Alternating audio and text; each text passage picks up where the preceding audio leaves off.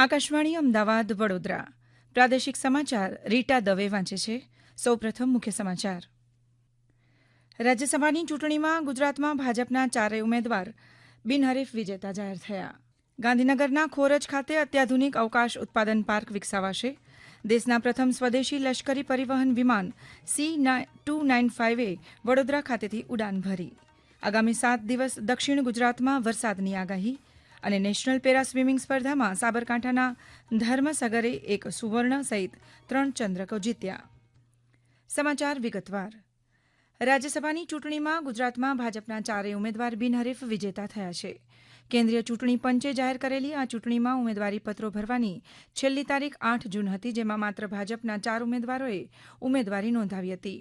આજે ઉમેદવારી પત્રો પરત ખેંચવાની અંતિમ તારીખે એક પણ ઉમેદવારે ઉમેદવારી પાછી ખેંચી નહીં, ત્યારે ભાજપના 4 ઉમેદવારો જીતેન્દ્ર કણઝરિયા, રાજેશ શુક્લ, માનસી પરમાર અને મુકેશ રાઠવા બિનહરીફ વિજેતા બન્યા હતા. જીત્યા બાદ રાજેશ શુક્લએ પ્રતિક્રિયા આપી.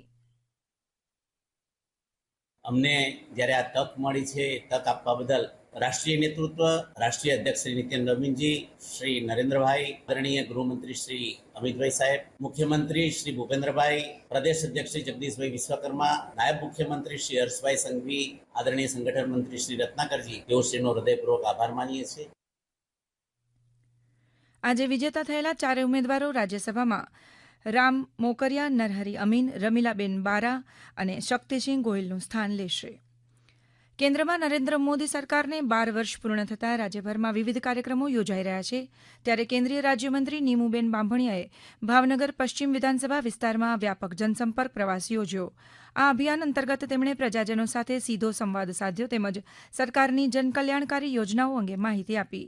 ખેડા જિલ્લાના નડિયાદ ખાતે કેબિનેટ મંત્રી રમણભાઈ સોલંકીની આગેવાનીમાં પ્રગતિ પથ યાત્રા યોજાઈ. દરમિયાન શ્રી સોલંકીએ જિલ્લા રમતગમત સંકુલની મુલાકાત લીધી.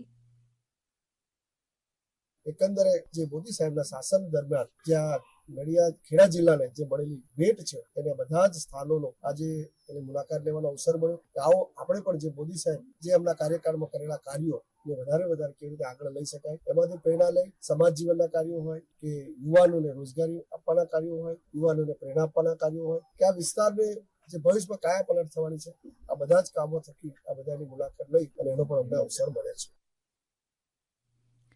રાજ્યમંત્રી કાંતિ અમૃતિયાએ મોરબીના ગાંધીચોક ખાતે સ્થિત શહીદ વીર ભગતસિંહની પ્રતિમા તેમજ મોરબી મહાનગરપાલિકા કચેરી પરિસરમાં આવેલી ડોક્ટર બાબાસાહેબ આંબેડકરની પ્રતિમાની સાફ સફાઈ કરી સ્વચ્છતાનો ઉમદા સંદેશ આપ્યો. નવસારી જિલ્લામાં વાંસદા તાલુકામાં વિકાસ કાર્યોની નેમ સાથે પ્રગતિપથ યાત્રા યોજાઈ. દરમિયાન સાંસદ ધવલ પટેલની અધ્યક્ષતામાં જનપ્રતિનિધિઓએ કેલિયા જૂથ સુધારણા, પાણી પુરવઠા યોજના અને રંગપુર પ્રાથમિક શાળાની મુલાકાત લીધી. મહેસાણા જિલ્લામાં યોજાયેલી પ્રગતિપથ યાત્રા આજે મોઢેરા સૂર્યમંદિર ખાતે પહોંચી હતી, જેમાં વિદ્યાર્થીઓએ સૂર્યમંદિરના શિલ્પ સ્થાપત્યો અંગે જાણકારી મેળવી હતી. દેશના અવકાશ ક્ષેત્રને પ્રોત્સાહન આપવા માટે ઇનસ્પેસ કેન્દ્ર સરકારના સહયોગથી ગાંધીનગરની ખોરજ GIDC ખાતે અત્યાધુનિક અવકાશ ઉત્પાદન પાર્ક વિકસાવશે. ગુજરાતની સ્પેસ ટેક પોલિસી 2025-30ના ભાગરૂપે જાહેર કરાયેલ આ પાર્કમાં પ્રવેશ અવરોધો ઘટાડીને સ્ટાર્ટઅપ્સ અને MSMEને ટેકો આપવા માટે રચાયેલા અદ્યતન સામાન્ય તકનીકી સુવિધાઓ હશે. આ જાહેરાત રાજ્યના વિજ્ઞાન અને ટેકનોલોજી મંત્રી અર્જુન મોઢવાડિયા દ્વારા કેન્દ્રીય મંત્રી પિયુષ ગોયલની હાજરીમાં યોજાયેલા ઇનસ્પેસ ઇન્ડસ્ટ્રી કનેક્ટના 10મા સંસ્કરણના ઉદઘાટન પ્રસંગે કરવામાં આવી. ખોરજ ખાતે આ સુવિધા ઉચ્ચ ગુણવત્તાવાળા પરીક્ષણ અને માળખાકીય સુવિધાઓ પ્રદાન કરશે. તેમાં આબોહવા પરીક્ષણ ચેમ્બર, ચુંબકીય ક્ષેત્ર પરીક્ષણ અને પૃથ્વી નિરીક્ષણ ઓપ્ટિક્સ માટેની સુવિધાઓ પણ હશે. ઇનસ્પેસ તકનીકી સહાય અને સાધનો માટે 100 કરોડ રૂપિયા સુધીનું નાણાકીય ભંડોળ પૂરું પાડશે, જ્યારે રાજ્ય સરકાર બાંધકામ અને સંચાલન માટે ભંડોળ આપશે. કેન્દ્રીય વિજ્ઞાન અને ટેકનોલોજી રાજ્યમંત્રી ડોક્ટર જીતેન્દ્રસિંહે આજે IIT ગાંધીનગર ખાતે 3 આંતરશાખાકીય સંશોધન ક્લસ્ટરોની શરૂઆત કરી અને કેન્દ્રીય સાધનસામગ્રી સુવિધા, AI ઉત્કૃષ્ટતા કેન્દ્ર અને નવીનીકરણ કેન્દ્રનું ઉદઘાટન કર્યું. દરમિયાન સભાને સંબોધતા તેમણે દેશમાં આત્મનિર્ભર સંશોધન અને વિકાસ ઇકોસિસ્ટમ બનાવવા માટે સરકારની પ્રતિબદ્ધતા પર ભાર મૂક્યો. ડોક્ટર સિંહે જાહેરાત કરી કે શાંતિ કાયદા દ્વારા સરકાર ટૂંક સમયમાં ખાનગી કંપની માટે પરમાણુ ક્ષેત્ર જેવા અદ્યતન ક્ષેત્રો ખોલશે. સંરક્ષણ ઉત્પાદન ક્ષેત્રે મેક ઇન ઇન્ડિયા અભિયાન અંતર્ગત આજે એક નવો ઇતિહાસ રચાયો છે. દેશના પ્રથમ સ્વદેશી લશ્કરી પરિવહન વિમાન C-295એ આજે વડોદરા ખાતેથી ઉડાન ભરી. C-295 એક આધુનિક બહુભૂમિકા ટેક્ટિકલ પરિવહન વિમાન છે, જેનો ઉપયોગ વિશ્વભરના અનેક દેશોના સશસ્ત્ર દળો દ્વારા કરવામાં આવે છે. આ વિમાન પડકારજનક ભૌગોલિક પરિસ્થિતિઓમાં પણ સંચાલન કરવા સક્ષમ માનવામાં આવે છે. તેનો ઉપયોગ સૈનિકો અને લશ્કરી સાધનોના પરિવહન, કાર્ગો સપોર્ટ પૂરો પાડવા, દેખરેખ મિશન હાથ ધરવા અને માનવતાવાદી સહાય આપત્તિ રાહત પૂરી પાડવા માટે થાય છે. વિમાને વડોદરા ખાતેથી ઉડાન ભરતા મુખ્યમંત્રી ભૂપેન્દ્ર પટેલે અને નાયબ મુખ્યમંત્રી હર્ષ સંઘવીએ તેને ગૌરવની ક્ષણ ગણાવી હતી. આ સમાચાર આપ આકાશવાણીના અમદાવાદ વડોદરા કેન્દ્ર પરથી સાંભળી રહ્યા છો. આ સમાચારનું જીવંત પ્રસારણ આપ અમારી YouTube channel AIR news Gujarat પર પણ સાંભળી શકશો. વધુ સમાચાર માટે અમારી વેબસાઇટ newsonair.gov.in/gu અને અમારા એક્સ હેન્ડલ AIR_news_ABAD ને ફોલો કરશો. મુખ્યમંત્રી કાર્યાલય, AMC અને RSS કાર્યાલયને ગઈકાલે મળેલી બોમ્બની ધમકી મામલે અમદાવાદ સાયબર ગુના શાખાએ તપાસ શરૂ કરી છે. સ્થાનિક પોલીસની તપાસમાં કઈ શંકાસ્પદ વસ્તુ મળી આવી ન હતી. આ અંગે સાયબર ગુના શાખાના ACP હાર્દિક માકડિયાએ વધુ માહિતી આપી. अहमदाबाद में yesterday में Ahmedabad mayor office, RSS office, Ahmedabad की CM ऑफिस में बम से उड़ाने की धमकी वाला एक मेल मिला था, तो उनकी FIR अहमदाबाद साइबर क्राइम ने दाखिल करके आगे की इन्वेस्टिगेशन स्टार्ट करी है. और ये जो मेल जिस 3 जगह पे मिला था, वहाँ पे स्थानीय पुलिस की टीम के द्वारा जब तफ्तीश की गई थी तो वहाँ पे ऐसा कोई भी मटेरियल नहीं मिला. तो ये जो बॉम्ब थ्रेट मेल था, एक हॉक्स मेल था. ये जो बॉम्ब थ्रेट मेल है ये US में क्रिएट किया गया था और जो मेल जो सेंडर है उनके IP अभी हमें फ्रांस के मिले हैं, तो उस दिशा में आगे हम इन्वेस्टिगेशन कर रहे हैं. અમદાવાદ મહાનગરપાલિકા આગામી ચોમાસાની ઋતુ માટે સુસજ્જ છે.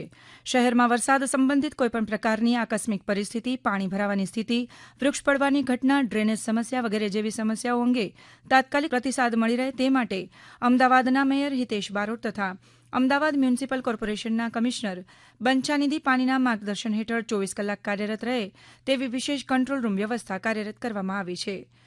તે અંતર્ગત વિવિધ ટેલિફોન અને વોટ્સએપ નંબરો પણ જાહેર કરવામાં આવ્યા છે.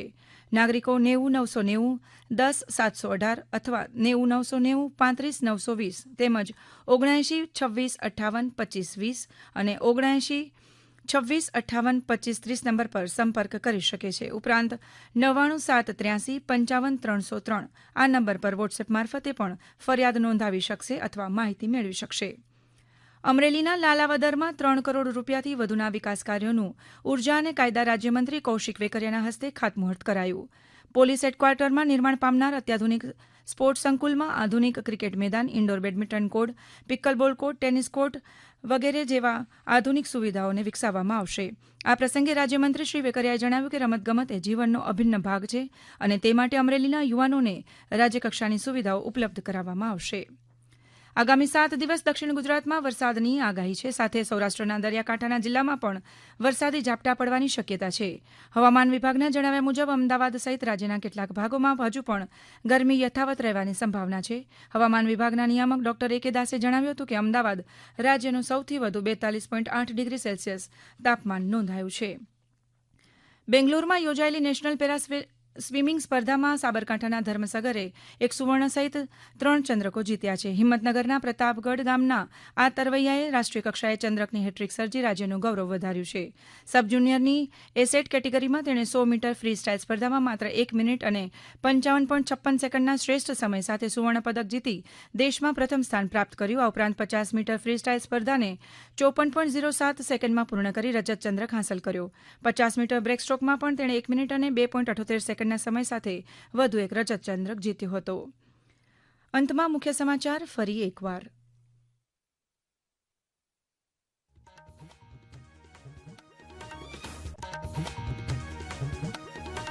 રાજ્યસભાની ચૂંટણીમાં ગુજરાતમાં ભાજપના 4 ઉમેદવાર બિનહરીફ વિજેતા થયા.